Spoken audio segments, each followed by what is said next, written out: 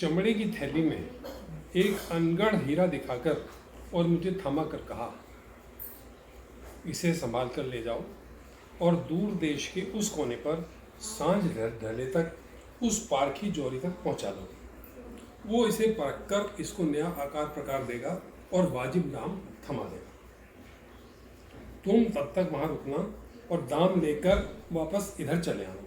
और हाँ, एक बात का ख्याल रखना, रास्ते में कुछ पल विश्राम करना हो तो किसी सराय में नहीं जाना। वहाँ किस्म किस्म के सौदागरों के साथ साथ चोर और ठग भी मंडराते रहते हैं।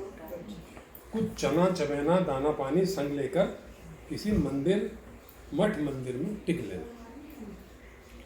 जल्दी से सब कुछ समझ बूझ थैली को कसकर गांठ लगाकर मैं तेज कदम से निकल पड़ा।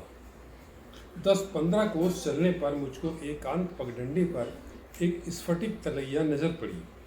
घने वृक्ष के नीचे ही छोटा सा मंदिर भी दिखा। जाकर मंदिर में झांका तो भीतर कोई देवी भी थी। मंदिर की दीवार से लगकर मैं वहीं पीठ टिकाकर बैठ गया। कुछ दाने पंछियों को डाले, कुछ डाले पानी संग अपने मुख में भी। बैठे बैठे ही देखने लगा, मूरत तो मनमोहक है देवी की, मूरत तो मनमोहक है, पर भीतर जाने की हिम्मत न की। मंत्रों का मुझको ज्ञान नहीं, पूजा का मुझ पर थाल न था। देवी तो शुद्ध स्वरूपा थी, पर मुझ जैसे अज्ञानी को वहाँ कोई काम नहीं सूझा, सो भीतर नहीं प्रवेश किया। मन मूर्ख यही सोच पाया, बस इतनी बात समझ पाया, जितनी सुंदर यह देवी है पर प्रांगण बहुत उदासा है। भीतर है शक्ति का प्रकाश, पर दर दीवारों पर सन्नाटा है। कुछ पल के भीतर ही मन में जाने ये कैसी चाह उठी। एकांत देखकर मैंने वह हीरा ही बाहर निकाल लिया। हीरे से रगड़ खुरच कर ही मनचाहे चित्र बना डाले। जो मन में आता जाता था एक धुन में करता जाता था। दीवारों पर और आंगन में, छत पर और गलियारे में अपने मन की चित्रावली अनगढ़ हीरे से कर डाली। फिर मुंह हाथ धोकर वहीं बैठा, कुछ चक्कर काटे ताल के, पंछियों संग मस्ती में कुछ गीत गा लिए प्यार के, और फिर मंजिल की राह लपक पकड़ी। थकने का नामो निशान नहीं, सूरज ढलने का संकेत नहीं। मैं भरी दोपहरी में ही चलकर यूं अपने ठिकाने जा पहुंचा।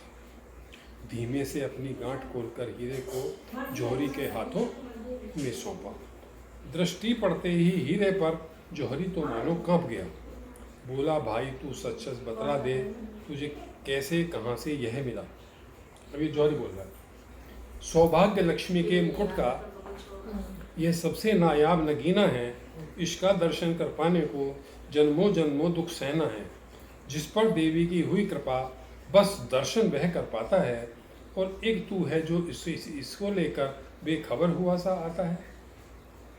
ये उसकी बात हुई। अब ये जवाब देता है, जहाँ कुछ पल पीठ टिका बैठा था, गांठ खोल निकाल कर हीरे से दर आंगन चित्र बना बैठा। भीतर जैसी देखी आभा, बाहर भी कुछ कुछ कर बैठा।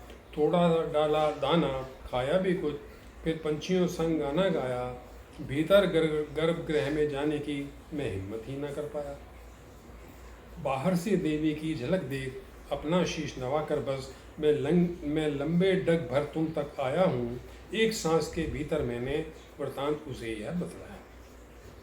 अब वो फिर जौहरी बोलता, अब समझा भाई, तूने तो अनजानी ही ऐसी भक्ति कर डाली है। ग्रंथों में भी नहीं कहीं जिक्र, पर तेरी रीत निराली है। निश्चल भक्ति देखी तेरी, कृपा दृष्टि देवी ने डाली।